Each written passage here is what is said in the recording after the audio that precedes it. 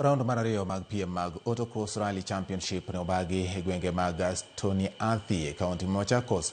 Familia mar bengi nobedo gi piem makare tok loyo kidienje ma opogore.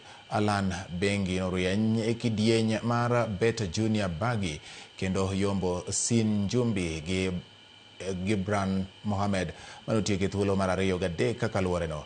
E kidieny mar Cadet Junior Bagi, Ian bengi ne ohewo jowetene tok tieko e thuolo mokwongo gi dakika 12 gi nyiriri 44, dakika achiel motelo ne Karanvir Roprai mane otieko e thuolo mar ariyo. Andrea Tundo notieko e thuolo mar adek e dakika 2 tok jaloch.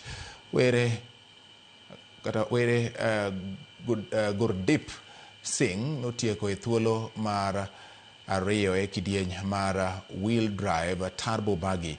Mishuki Hinga e kidieny mar two-wheel drive non turbo class car ka Amana Ganatra bende notieko e thuolo mar ariyo e kidieny mar four-wheel drive.